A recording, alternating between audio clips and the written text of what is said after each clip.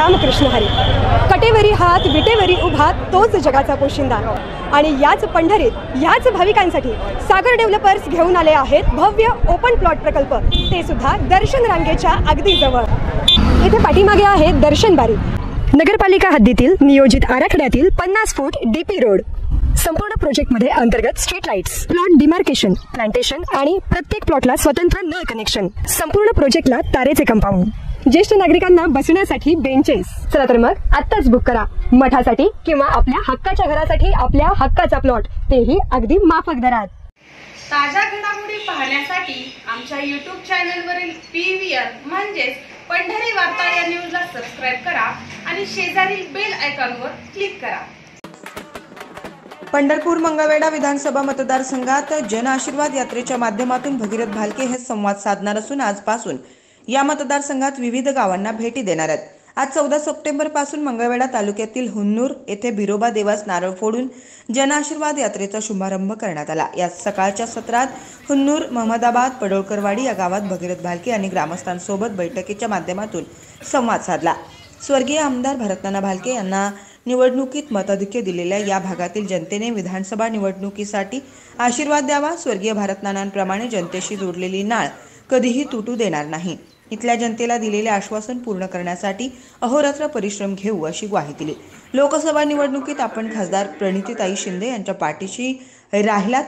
आगामी विधानसभा निवडणुकीत या भागातील सर्वसामान्य जनता शेतकऱ्यांच्या प्रश्नासाठी आशीर्वाद द्यावा, यासाठी आपण आशीर्वाद यात्रेच्या रूपानं आपणास भेटण्यास आल्याचं भगीरथ भालके म्हणाले आहेत. स्वर्गीय भरतनाना भालके यांनी कधीही राजकीय हेतूनं कुठल्याही विरोधकांवर पोलीस केसेस किंवा प्रशासनाकडून कारवाया करण्यास भाग पाडलं नाही. मात्र दुर्दैवानं सध्या हे चित्र या तालुक्यात दिसत आहे आणि हे चित्र बदलण्यासाठी आगामी विधानसभा निवडणुकीत लोकसभेप्रमाणे आपणास निवडून हाती घ्यावी लागणार आहे असं आवाहन दिलंय.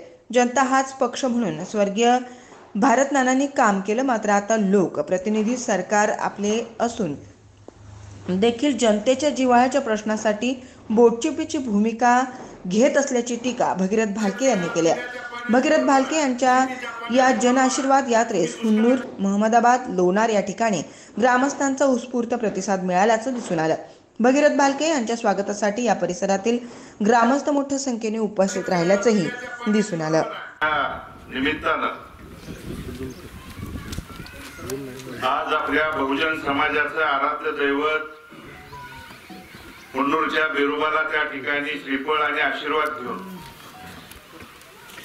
महमदाबाद हुन्नूर येथे आपल्या या गावातील आपल्या सर्वांचे ज्येष्ठ मार्गदर्शक आदरणीय रामभाऊ नाना वाकडे, पंचायत समितीचे माजी सभापती संभाजी गावकरे सर, पंचायत समितीचे विरोधी पक्ष नेते नितीनजी पाटील, मुरलीधरजी सरकळे, गुलाबराव थोरगुले, सरपंच राजू गाडवे, या गावचे प्रमुख आमचे मार्गदर्शक यशवंतजी होळकर, बाळासाहेबजी घुमरे, श्रीकांतजी पाटील, कुमारजी नरळे, मनोजजी चव्हाण, सुभाषजी घुमरे, सचिनजी करंडे, बाळासाहेबजी होळकर, तानाजी गोरड, सचिन कुकडे, उपस्थित पत्रकार बंधू, उपस्थित या गावातील वडीलधारी ज्येष्ठ नागरिक, माता भगिनी आणि उपस्थित तरुण सहकारी मित्रांनो, जन आशीर्वाद यात्रेच्या माध्यमातून भरतनाना आणि या मतदारसंघातल्या तमाम मायबाप जनतेचं जे ऋणानुबंधनाचं नातं आहे, भले तुम्ही आज या ठिकाणी आमच्या आग्रहा खातीर कधीच आजपर्यंत बोलला नाही, परंतु बसल्या बसल्या तुम्ही सांगितलं की नानांच्या वरती प्रेम करणार हे गाव आहे. मग 2009, 2014, 2019 आणि नानांच्या नंतर दुःखद प्रसंगात मी ज्यावेळी पोट निवडणुकीला सामोरं जात असताना देखील या गावानं मताधिक्य देऊन आशीर्वाद देण्याची भूमिका त्या ठिकाणी पार पाडली. या जन आशीर्वाद यात्रेच्या निमित्तानं आज आपल्याला भेटत असताना तुमचा आशीर्वाद मागायचा, तुमच्यापर्यंत भेटायचं, वडीलधारी असतील, तरुण सहकारी असतील, माता भगिनी असतील, यांना भेटून आशीर्वाद घेऊन हे ऋणांबंधनाचं अनेक वर्षाचं जिव्हाळ्याचं तयार केलेलं नातं नानाच्या नंतर देखील आमच्या भालके कुटुंबातला, मग मी असेल, माझी पत्नी असेल किंवा माझे भाऊ असतील, माझ्या कुटुंबातल्या सदस्यांनी कधीच त्या ठिकाणी त्या नात्याला ऋणांबंधनाला तडा जाऊ दिला नाही. आणि म्हणून आज या जिव्हाळ्याच्या किंवा आज या जन आशीर्वाद यात्रेच्या निमित्तानं इथं प्रमुख मंडळी तर आहेतच, पण तरुण सहकार्यांना देखील आव्हान आणि विनंती करायला आलोय की तुमचं देखील सहकार्य आणि पाठबळाची बंधून त्या ठिकाणी गरज आहे. आणि म्हणून आजपासून तुमच्या पहिल्या त्या ठिकाणी गाव आहे, गावापासून सुरुवात करतोय. ते सलग 17 दिवस मुक्कामी त्या ठिकाणी, आज पहिला मुक्काम आपल्या हुन्नूर मध्ये त्या ठिकाणी असणार आहे. आणि म्हणून तरुण सहकार्यांना या गावातल्या देखील आव्हान आणि विनंती करतो, काही गोष्टी तुम्हाला बोलायच्या असतील, भेटायच्या असतील, काही सांगायचं असेल, भांडायचं असेल, बोलायचं असेल, हात धरून भांडण्याचा, बोलण्याचा अधिकार 2009 ते 2020 शेवटच्या श्वासापर्यंत नानांनी त्या ठिकाणी दिला. लोकप्रतिनिधी, आमदार आणि त्या ठिकाणी जनता याचं नातं कधीच वेगळं त्या ठिकाणी नाही, तर सेवक आणि सर्वसामान्य जनता हे नातं शेवटपर्यंत मानून त्या ठिकाणी काम केलं. आजची परिस्थिती तुम्ही तुमच्या मनातली, भागातली त्या ठिकाणी बंधून सांगितली. आज वेगवेगळ्या माध्यमातून विद्यमान लोकप्रतिनिधी येऊन 3000 कोटीचं काम झालं म्हणून सांगतायत तालुक्यात. तुम्ही रस्त्याच्या बाबतीत विचारलं, शेतीच्या बाबतीत विचारलं, पिण्याच्या बाबतीत त्या ठिकाणी भोसे प्रादेशिक पाणी पुरवठा योजना कुणी सुरुवात केली, काय त्या ठिकाणी झालं.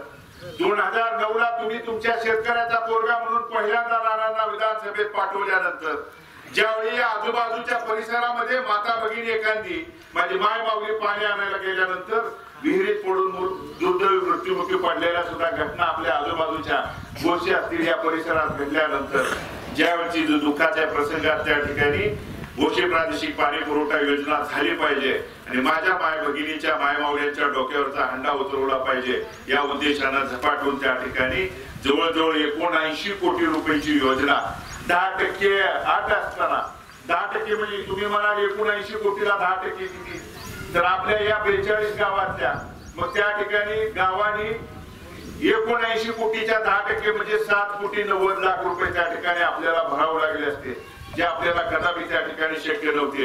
आणि विधानसभेत त्या ठिकाणी भांडून ही 10%ची अट रद्द करून ती भोसे प्रादेशिक पाणी पुरवठा योजना सुरू केली. आणि सुरू केल्यानंतर माता भगिनीच्या डोक्यावरचा हंडा उतरवण्याचं काम नानांनी त्या ठिकाणी केलं.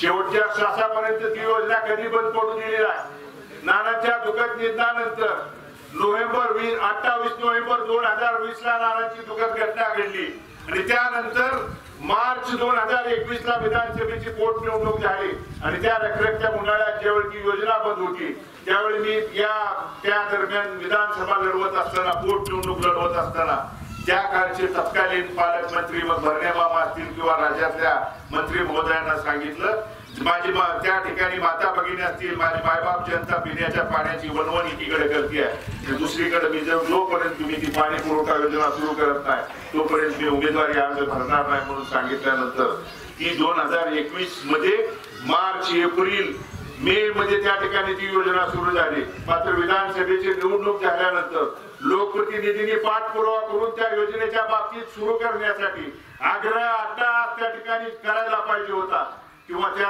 दरम्यान ती योजना सुरू राहण्यासाठी शासन दरबारी पाठपुरावा करणं गरज असताना देखील त्याच्याकडे डोळे झाकण्याचं काम एकीकडे करण्याचं काम एकीकडे केलं आणि दुसरीकडे आता निवडणूक आल्यानंतर या गावोगाव जाऊन त्या ठिकाणी ती योजना सुरू करायची म्हणून सांगतायत. म्हणून तुम्ही उद्याचा त्या ठिकाणी निर्णय घेत असताना आता जसं तुम्ही बसून जरी तुमच्या भावना व्यक्त केल्या तर या भागातल्या रस्त्याच्या बाबतीत असेल, भले आपलं 24 गावच्या पाणी त्या ठिकाणी शेतीच्या उपसा सिंचन योजनेमध्ये जरी गावं नसली तर आज ममदाबाद असेल, लोणार असेल, पडोकरवाडी असेल किंवा पलीकडे मानेवाडी, रेवेवाडी, हुन्नूर आणि खालचा त्या ठिकाणी सलगर परिसरातला भाग हा आपला त्या ठिकाणी टेंबू म्हैसाळच्या नियंत्रणाखाली आणि त्या भागात येणारं पाणी जे नानांनी त्यावेळच्या सरकारकडून, मग नानांच्या नंतर सुद्धा जलसंपदा मंत्री जयंत पाटील साहेब होते, आपण सांगलीला त्या ठिकाणी गेलो होतो, आठवतंय का आपण सगळेजण जलसंपदा मंत्र्यांच्याकडे सांगितलं की साहेब जतला खाली पाणी त्या ठिकाणी सुरू आहे, उमदी परिसराने त्या भागात पाणी सुरू आहे, आमच्या भागातल्या देखील शेतकऱ्यांच्या शेततळ्याला भागात त्या ठिकाणी मग शिरनाथ घेतलं तलाव असेल, आमच्या ओढ्या नाल्याला जर तुम्ही त्या ठिकाणी पाणी दिलं तर आमच्या देखील भागातल्या शेतकऱ्यांचे जीवन सुखी समाधानी होणार आहे. आणि म्हणून आम्ही त्यांच्याकडे पाठपुरावा करण्याचं काम एकीकडे केलं आणि दुसरीकडे मात्र लोकप्रतिनिधी स्वतःच सरकार असताना देखील आज गावोगाव जर गेला तर आज गेल्या 18 दिवसाखाली तुम्ही काय भागात पूजन केलं आणि मी आणलं म्हणून जरी सांगत असला तर मानेवाडी रेलवाडी भागात जावा, ग्रामपंचायत मध्ये पराभव केला म्हणून त्या भागात पलीकडे गावडेवाडी त्या परिसरात पाणी आहे, फक्त रस्ताच मध्ये ओलांडून आहे. सांगोला परिसरातल्या पलीकडच्या गावात त्या ठिकाणी शेतीचं पाणी आहे, पण अलीकडे मानेवाडीला पाणी का सोडलं जात नाही तर माझी ग्रामपंचायत पाडली म्हणून. एवढ्या पद्धतीचा खालच्या पातळीचा दुजाभाव आणि त्या ठिकाणी लोकांच्या वरती चुकीच्या पद्धतीनं दिशाभूल अफवा करण्याचं काम त्या ठिकाणी केलंय.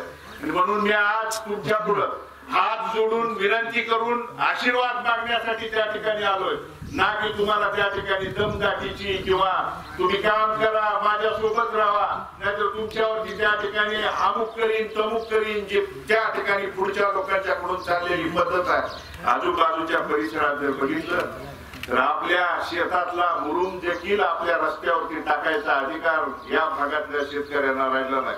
आपल्या दारातलं 4 पाट्या मुरुम रस्त्यावरती जरी टाकला तरी तहसीलदार आणि ठराविक अधिकाऱ्यांना हाताशी धरून त्यांच्यावरती हजारो आणि लाखो रुपयाचे दंड त्या ठिकाणी करताना नाव सांगा म्हणला तर तुम्हाला वैयक्तिक नाव सुद्धा सांगायची माझी त्या ठिकाणी तयारी आहे. या भागातल्या अनेक शेतकऱ्यांच्या वरती प्रमुखांच्या वरती त्या ठिकाणी चुकीचं काम करून त्या ठिकाणी वेगवेगळ्या पद्धतीनं दाबण्याचा प्रकार सुरू आहे. मला फक्त आवर्जून तुम्हाला या ठिकाणी विनंती आणि विचारायचा एक प्रश्न, तुम्ही 2009 ते 2020 चा काळ बघितला. नाना 11 वर्षे या तालुक्याचे लोकप्रतिनिधी म्हणून काम करत होते.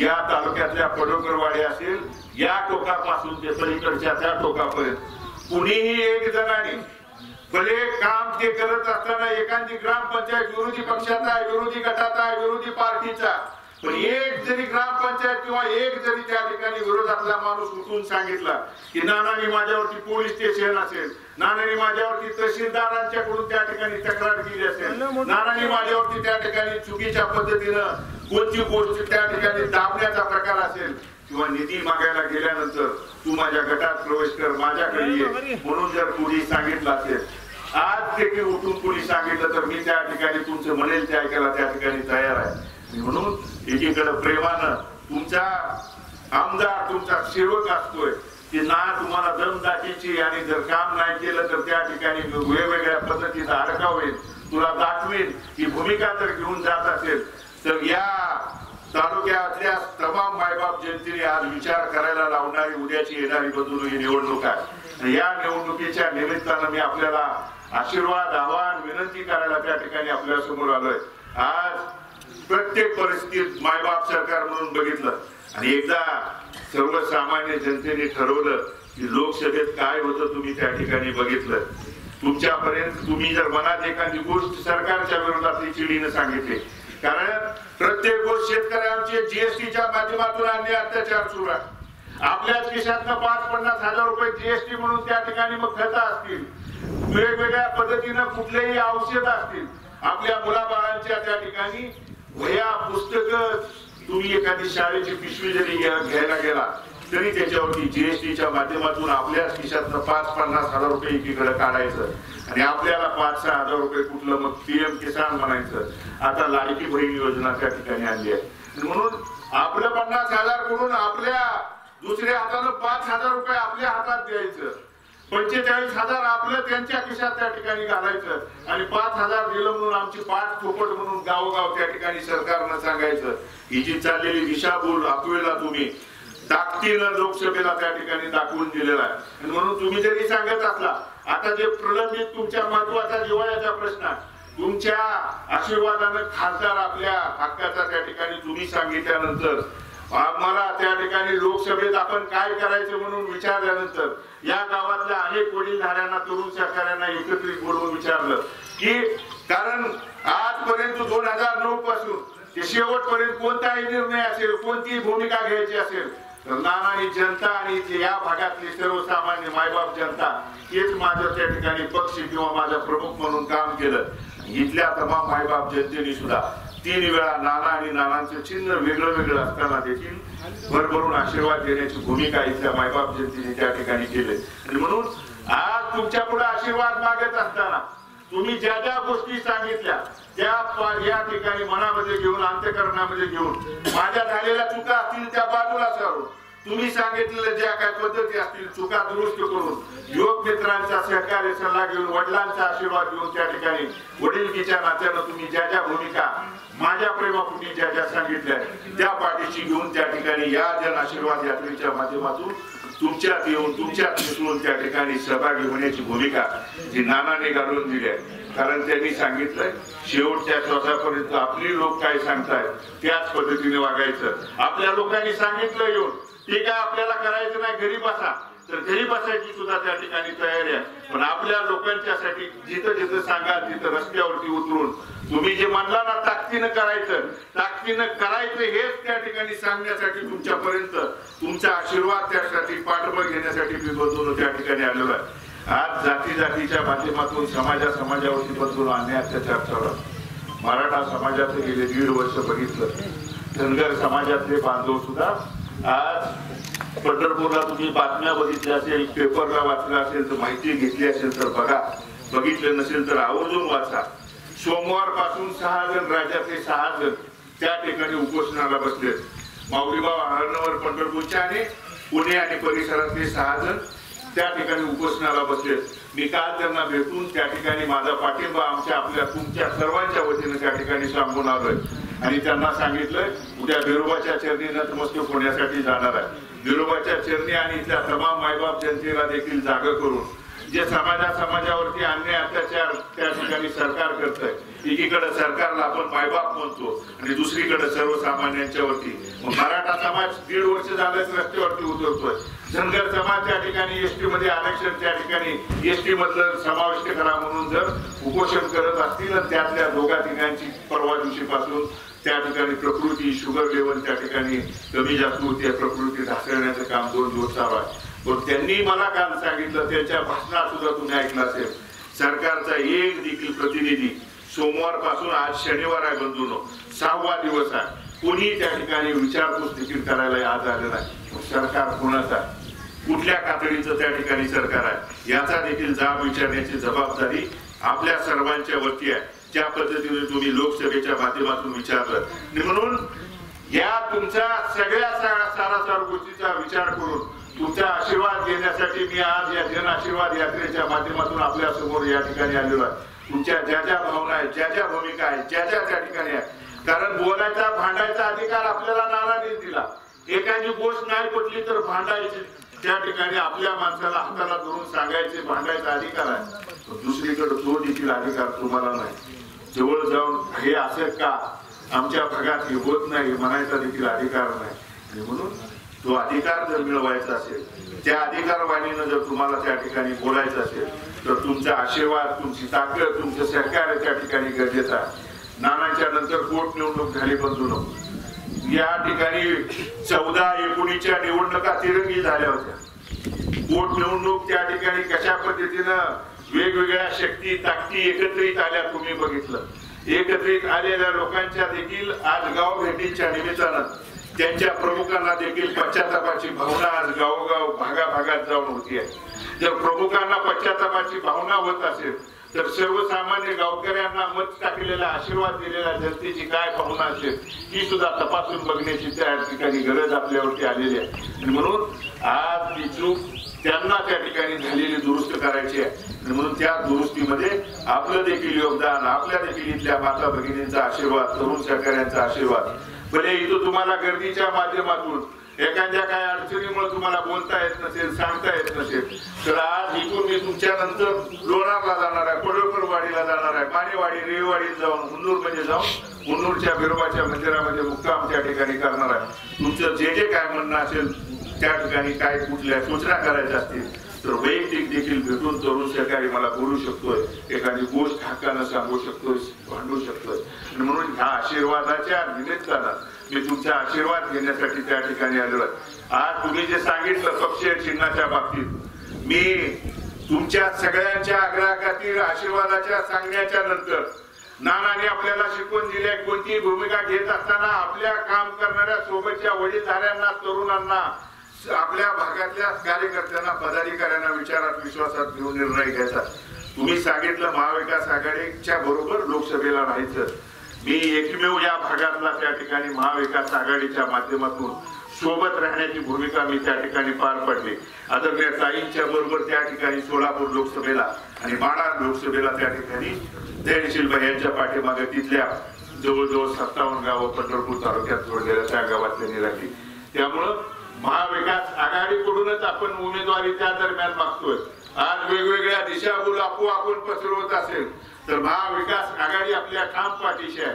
प्रणितीताई खासदार झाल्यानंतर या तालुक्यात मंगळवेढ्यात आल्यानंतर त्यांनी तुमच्या सर्वांच्या साक्षीनं मंगळवेढ्याकरांच्या आणि वडीलधाऱ्या शेतकऱ्यांच्या प्रमुखांच्या साक्षीनं त्या ठिकाणी आपल्याला सर्वसामान्य जनतेच्या बरोबर राहण्याचा आदेश ताईंनी खासदार यांना त्यांना आपल्याला त्या दरम्यान दिलेला आहे. काल देखील मी स्वतः आदरणीय सुशीलकुमार शिंदे साहेब या भागाच्या आपल्या खासदार यांना त्यांच्या त्या ठिकाणी घरी जाऊन गणपतीचं दर्शन घेऊन ताई मी आजपासून दौरा करतोय. कुणाच्या समस्या असतील, कुणाच्या अडचणी असतील, एखादा तुम्ही रस्त्याच्या बाबतीत सांगितलं की हा अतिशय ज्वलंत आणि अतिशय जिव्हाळ्याचा प्रश्न आहे. जर तुम्ही फक्त आपण खासदार आपल्या अधिकाऱ्यांना आपल्या मताच्या लोकशाहीच्या पद्धतीने आपण निवडून देण्याची भूमिका पार पाडली आहे, त्यांच्याकडून ताबडतोब पद्धतीनं कुठं आपल्याला मागायचा अधिकार त्या ठिकाणी आहे. आणि म्हणून तो आपला खासदार आपल्या विचाराचा आहे. तुमच्या आशीर्वादानं त्याच पाठबळानं 2 महिन्यानंतर देखील भांडायचा लढायचा अधिकार तुमच्या ताकदीनं त्या ठिकाणी येणार आहे. म्हणून ती ताकद, आशीर्वाद, तुमचं पाठबळ त्या ठिकाणी द्यावं ही विनंती मी ममदाबाद हुंदूर या गावातील तमाम मायबाप जनतेला, वडीलधाऱ्यांना या ठिकाणी करतो. पोट निवडणुकीच्या वेळी आपल्या झालेल्या चुका असतील, माझ्या उमेदवारी नात्यानं ज्या झालेल्या चुका आहेत त्या दुरुस्त करून मी पुढे त्या ठिकाणी आपल्या समोर आपला आशीर्वाद घेण्यासाठी आज येतोय. आज अनेक जण अफवा चुकीच्या पद्धतीनं वल्गना करून वेगवेगळ्या भूमिका सांगतायत. काही टीका टिप्पणी वैयक्तिक पद्धतीनं माझ्यावरती सहज गावोगाव गेल्यानंतर बसल्यानंतर करताना आपल्याला त्या ठिकाणी तुमच्या कानावरती बघायला ऐकलेलं मिळत की पोटनिवडणुकीच्या वेळी आम्ही कुटुंबात अमुक अमक्यांना आईंना उमेदवारी द्यायचं म्हणलं होतं, मात्र मुलानं घेतली. एकदाही अशा प्रकारची कुठली गोष्ट झाली नाही. ज्या लोकप्रतिनिधींनी, ज्या आमदारांनी त्या ठिकाणी वक्तव्य केलं त्यांच्या पक्षाची विचारधारा आणि त्यांची विचारधारा तपासली तर आज एकत्रित आली आहे. त्यामुळे अशी चुकीची वल्गना करण्याचं काम या ठिकाणी केलंय. जे या गावकऱ्यांना ज्यांनी मदत केली आहे त्यांना महिन्याच्या आत जर पश्चातापाची भावना होत असेल तर त्यांच्या चुकीची भावना, मग तुम्ही जर त्या पद्धतीची वल्गना आज निवडणूक 2 महिन्यासमोर ठेवून 21ला झालेल्या निवडणुकीचं जर तुम्ही आज 24 मध्ये सांगत असाल आणि इथं सांगत असाल की त्यावेळी जर असं झालं असतं तर मी त्या ठिकाणी बिनविरोध करणार होतो. मग मला फक्त तुम्हाला प्रश्न विचारायचा आहे की या पोटनिवडणुकीच्या सगळ्यात पहिल्यांदा उमेदवारी कोणत्या पक्षानं त्या ठिकाणी डिक्लेअर केली? भाजपनं. त्यांच्या पक्षानं त्या ठिकाणी डिक्लेअर केली. तुम्ही कुठली चर्चा कुठल्या त्या ठिकाणी कोणत्याही त्या ठिकाणी चर्चा करायला समोर आला नाही. फक्त दाखवायचे आणि खायचे दात वेगळे आहेत आणि तीच भूमिका तुमच्या समोर पोहोचली आहे. त्या पोहोचलेल्या भूमिकेत दुरुस्त करून आपल्याला उद्याच्या विधानसभेच्यासाठी असेल किंवा उद्याच्या कुठल्याही गोष्टींच्यासाठी मी तुमच्या समोर त्या ठिकाणी कायमस्वरूपी तुमच्या सोबत आहे. या भागातल्या मग ग्रामपंचायतच्या माध्यमातून असेल, या भागातल्या कोणत्याही गोष्टींच्यासाठी खासदारकीच्या माध्यमातून आपण आपल्या विचाराचा खासदार दिलाय. पुढे भविष्य काळात पंचायत समिती, जिल्हा परिषद या गोष्टींच्यासाठी सुद्धा तुमच्यासाठी तुम्ही जे सांगा त्या भूमिकेतून तुमच्या सोबत राहण्यासाठी मी तुमचा आशीर्वाद घेण्यासाठी या जन आशीर्वाद यात्रेच्या निमित्तानं मी आपल्या समोर या ठिकाणी आलोय. म्हणून तुम्ही तुमचा आशीर्वाद, सहकार्य, प्रेम, पाठिंबा द्यावा. तुम्हाला या ठिकाणी काय बोलायची इच्छा असली परंतु तुम्ही बोलू शकला नाही तर आज मी हुंदूर मध्ये आहे, उद्या सरगर मध्ये मुक्काम आहे, परवा दिवशी त्या ठिकाणी पलीकडं गुलजर्जीत मुक्काम आहे, परत निंबोणी आहे, परत रेड्डा आहे, परत गोशे आहे, परत नंदेश्वर आहे. वळीनं तुमच्या परिसरात या पुढचे 5 दिवस त्या ठिकाणी मुक्काम आहे. तुम्ही कधीही तुमची म्हणणं असेल त्या ठिकाणी बोलू शकताय, तुमचं त्या ठिकाणी काही गोष्टी कानावरती सांगून, कारण आपल्या माणसात आल्यानंतर आपली भूमिका मांडण्याचा अधिकार तुमच्यापाशी आहे आणि तीच भूमिका तुम्ही त्या ठिकाणी पार पाडावी, आशीर्वाद द्यावा, ज्या काही झालेल्या चुका समज गैरसमज त्या ठिकाणी पोटात घ्यावा एवढीच विनंती या निमित्तानं करतो। आणि नानांनी जी दिलेली शिकवण आहे ती शिकवण शेवटच्या श्वासापर्यंत त्या ठिकाणी पार पडेल एवढंच या निमित्तानं या ममदाबाद मधील वडीलधाऱ्यांना, इथल्या तरुण सहकाऱ्यांना, माता भगिनींना मी आश्वस्त करतो। आपण या ठिकाणी उपस्थित राहिला आपल्या सर्वांचं मी अंतःकरणपूर्वक आभार व्यक्त करतो आणि मी माझं या दरम्यान मनोगत थांबवतो। धन्यवाद। जय हिंद।